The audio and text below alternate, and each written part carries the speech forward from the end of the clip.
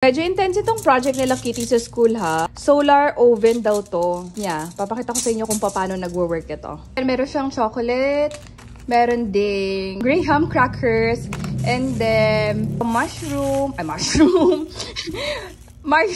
pala. Tapos meron din itong popsicle sticks. Ang ingay ng labas namin, ano ba? Also itong clothespin. Panipit. Ganyan pala yung magiging setup niya. Ilalagay mo sa loob. Tapos ipapanukod mo pala yung stick. Wait, isa-isahin natin. Ito sila Kitty rin pala yung gumawa nito. Ayan. Si Mr. Sun, ang pinaka star of the show. Siya daw ang magpapaluto nitong mga s'mores natin. Next material is yung foil.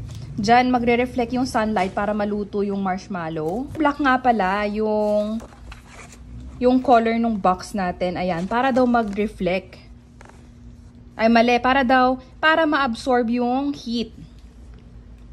Para uminit yung loob. Tapos, ito yung s'mores recipe. Follow lang nila yung pattern. O, diba ang galing? Sila Kitty yung nagdikit niyan. And I guess pati cut. Ayan. Enjoy your solar oven. Try na natin. Tara, try na natin. So, tinignan ko yung picture ni teacher. Ang ginawa niya, ilangat niya to. Iniwan lang to. Tapos, gagamitin itong pin.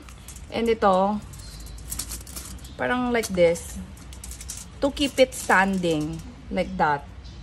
Okay, tapos ilalagay natin sa loob yung plate. Yan. And then, we're gonna put... What's that? Small? Yeah! You wanna do it? Yeah. Oh, you put it on the plate. Come here. Oh, you put it on the plate. There. And then what's next with the biscuit? There you go. And then... The marshmallow. The marshmallow. Yeah, the marshmallow. Yeah. Wait for mama, ha? Yes, there you go. Ice. Yeah, it's like ice now.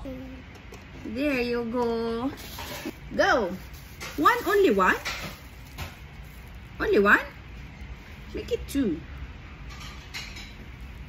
There you go. And then, we're gonna put it under the sun kasi this is a solar oven, okay? Then we're gonna close it like this. Yeah. For Mr. Sun. Yeah. It's for Mr. Sun. Wow. Buti na lang may araw ngayon. Iiwan daw natin yan ng ganyan for until matunaw siguro. Tapos balikan natin later.